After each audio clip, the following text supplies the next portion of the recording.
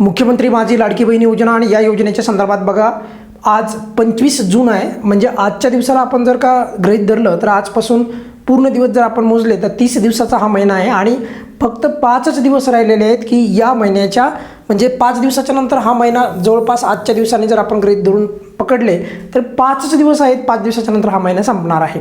अजूनही या महिन्याचा GR आलेला नाही, म्हणजे जूनचा 24वा हप्ता. आणि या महिन्याच्या सोबतच प्रचंड लाडक्या बहिणींचा ITRमुळे लाभ थांबलेला आहे.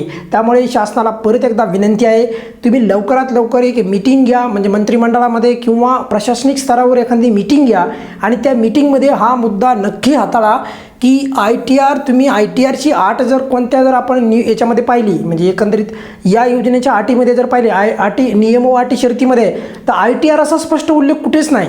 नवीन जर बरेचशा अशा अटी आपण टाकत गेलो तर प्रचंड लाडक्या बहिणींना आहे तेवढ्या लाडक्या बहिणींचा पण लाभ बंद करता येईल. जर मग तसा जर विचार केला तर मग आता असं झालं आहे की ह्या ITRमुळे बऱ्याचशा लाडक्या बहिणींचा मार्च आणि एप्रिलचा हप्ता जो आहे तेव्हापासून त्यांचा हप्ता थांबलेला आहे. मेचा तर त्यांना बिचाऱ्यांना मिळालाच नाही. तर त्यामुळे त्या लाडक्या बहिणी कुठे जाणार? त्या लाडक्या बहिणीला स्पष्ट सांगण्यात येत आहे की तुमच्या फाईलवर जे आहे ITR जे आहे असं आलेलं आहे तुमच्या स्टेटसमध्ये, त्यामुळे तुमचा लाभ बंद झाला आहे.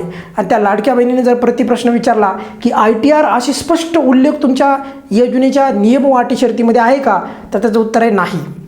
मग जर तसं असेल तर फक्त ते आयकरदात्या, म्हणजे आयकर भरणाऱ्या, म्हणजेच त्या लाडक्या बहिणी ITR भरणाऱ्या, असं जे आहे त्याच्या मागचं जे आहे कारण लावलं आणि त्या लाडक्या बहिणींचा लाभ बंद केला.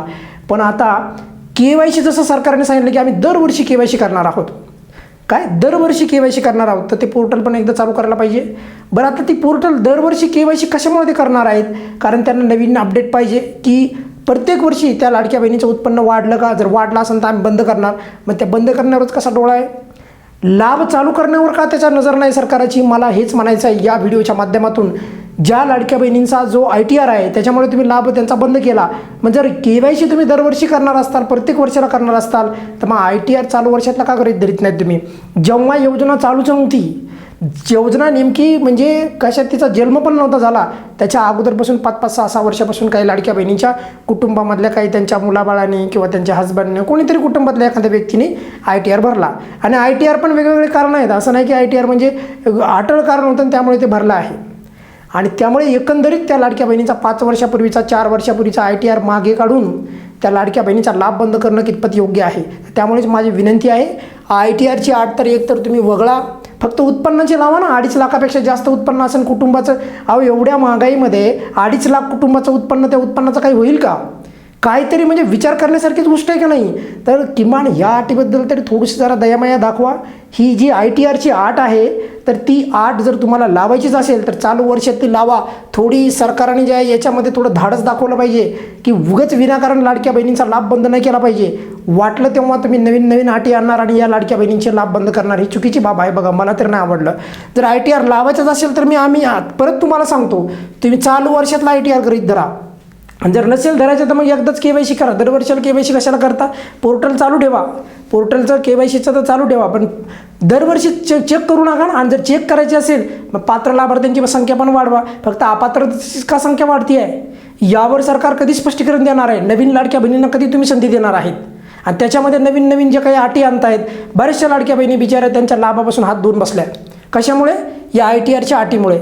अहो, ITR 5-5 वर्षापूर्वीचा कुठं ITR असतो का? तर ही बाब जी आहे शासनाने लक्षात घ्यायला पाहिजे आणि लवकरात लवकर चालू वर्षाचाच ITR गृहीत धरावा. इथून पुढे का होईना, पण ज्या लाभार्थ्यांचा लाभ बंद झालेला आहे तर त्यांना ते लाभ जे आहे चालू करण्यासाठी नवीन संधी एकदा द्यायला पाहिजे. आणि सर्वात महत्त्वाचं म्हणजे कागदपत्रे, तुम्ही तर सांगितलं आहे की अपलोड करा, कागदपत्रेचं अपलोड होत नाही, म्हणजे नेमकं काय करायचं आहे?